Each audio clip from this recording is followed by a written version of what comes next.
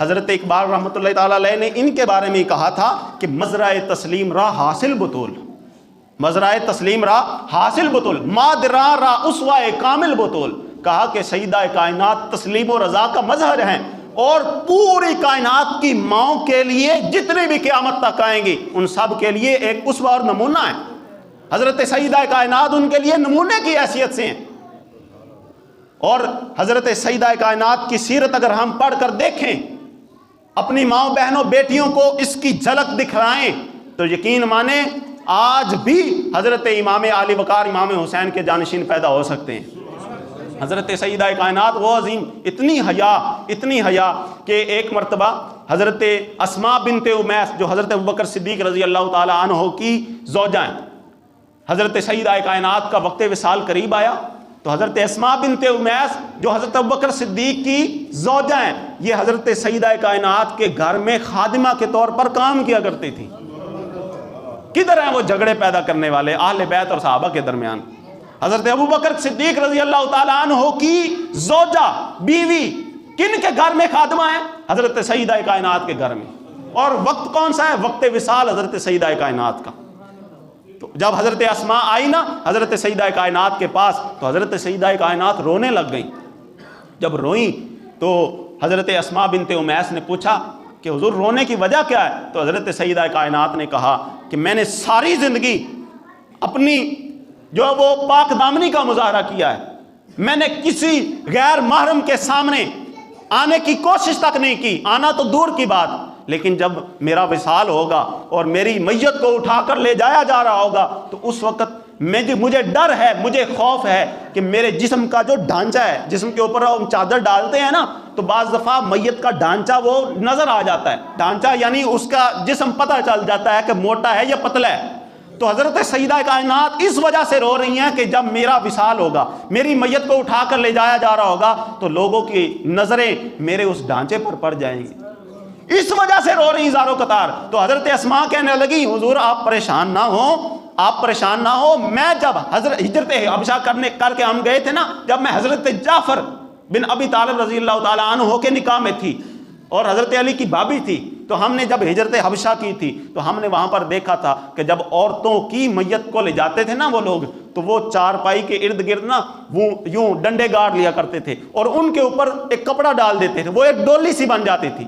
تو آپ کا جنازہ اس طرح سے ہم تیار کر لیں گے تو آپ پریشان نہ ہوں. تو اس وقت حضرت سیدہ کائنات نے ان سے قسم لی کہ قسم دو کہ میں جب اس دنیا سے جاؤں تو میرا جنازہ تم نے تیار کروانا ہے. یہ حیا تھا حضرت سیدہ کائنات کا. ایک مرتبہ عید کا چاند دیکھنے کے لیے حضور علیہ الصلوۃ والسلام باہر تشریف لائے، یعنی گھر میں ہی تھے. تو چاند جب دیکھا نا تو حضرت سیدہ کائنات کو بھی فرمایا کہ سیدہ بیٹی سب نے دیکھا ہے عید کا چاند، تو کیوں نہیں دیکھ رہی؟ حضرت سیدہ کا جواب سنیے، آپ کہنے لگی کہ حضور میں اسی لیے نہیں دیکھ رہی کہ جس کو سب دیکھیں اس کو بھی سیدہ دیکھیں.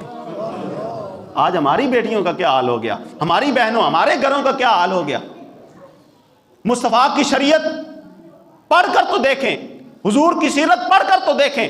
وہ ایک غزوہ تھا، حاتم طائی کی بیٹی قیدی بن کر آئی تھی، صحابہ اکرام اس کو لے کر آ رہے. مصطفیٰ کریم علیہ الصلوۃ والسلام کی جب اس پر نظر پڑی تو اس کا دوپٹہ کہیں گر گیا تھا. حضور کی جب نظر پڑی تو اس کا سر ننگا تھا.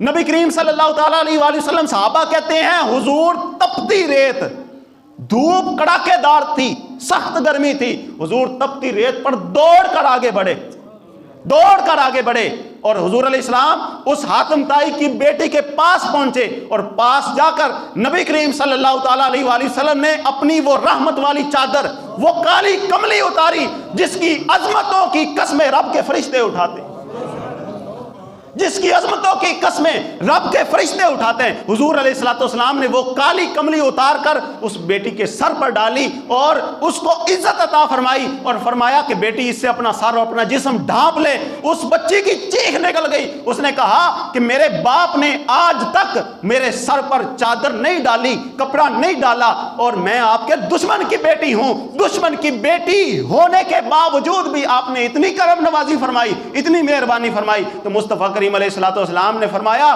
بیٹی تجھے میری ابھی شریعت کا پتہ نہیں ہے، تجھے میری ابھی تعلیمات کا پتہ نہیں ہے. میری شریعت تو یہ تک حکم دیتی ہے کہ بیٹی بیٹی ہی ہوتی ہے اگرچہ کافر کی ہو.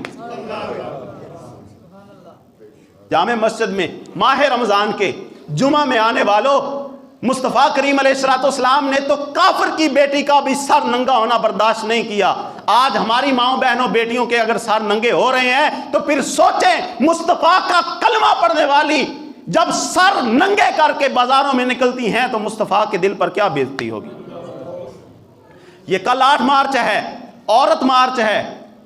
اس عورت مارچ میں آپ دیکھیں گے سوشل میڈیا پر، الیکٹرانک میڈیا پر کہ عورتیں کیا کیا میرا جسم میری مرضی کے نعرے لگاتے پھریں گی، اور دوسری طرف ہم جب ان کے بیانات سنتے جی ہمیں اسلام نے اس بات کی اجازت، اور اسلام تو اس بات کی قطعاً اجازت نہیں دیتا۔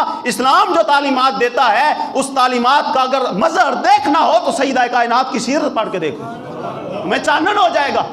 نپولین نے کہا تھا کہ تم مجھے اچھی مائیں دے دو میں تمہیں اچھی نسلیں دے دیتا ہوں، انگریز مفکر کہہ رہا ہے۔ آج نسلیں اگر برباد ہو رہی ہیں تو اس میں ماؤں کا کردار ہے۔ مائیں پاک دامن نہیں ہیں۔ حیدرآباد دکن کا سٹیج تھا، ہندو عورت خطاب کر رہی ہے، اس میں مسلمان بھی موجود تھے اس جلسے میں۔ وہ عورت خطاب کے دوران کہتی مسلمانوں میں تم سے ایک سوال کرتی ہوں، تم میں 14 صدیاں گزر چکی ہیں، 14 صدیوں میں ایک ہی حسین آئے ہیں، دوسرا حسین نہیں آیا، کوئی بھی نہیں بولا۔ دوسری مرتبہ پھر اس نے کہا 1400 سال گزر چکے، تم میں ایک حسین آیا ہے دوسرا حسین نہیں آیا۔ پھر اس نے کہا 3 مرتبہ جب اس نے کہا کوئی نوجوان نہیں اٹھا، ایک بزرگ اٹھے جن کی آنکھوں میں دیدار مصطفیٰ کا نور تھا، جن کے چہرے پر سنت مصطفیٰ تھی اور سنت مصطفیٰ کی وجہ سے چہرے پر بھی نور تھا، جن کے سینے میں بھی عشق مصطفیٰ صلی اللہ علیہ وآلہ وسلم کا نور موجود تھا۔ وہ بزرگ بولے کہ اے ہندو بیٹی تو نے عجیب سوال کر دیا ہے کہ تم میں حسین نہیں آیا۔ اس بزرگ نے فرمایا کہ بیٹی حسین آ سکتا ہے لیکن فاطمہ جیسی ماں بھی تو نہیں ہے، فاطمہ جیسی ماں بھی تو نہیں ہے۔ نبی کے گھر کی ہے عظمت نبی سے سنتے ہیں، علی کے گھر کی ہے عزت علی سے سنتے ہیں۔ وہ جس نے معزز کیا گھرانے کو، حسین پال کر دیا جس نے زمانے کو۔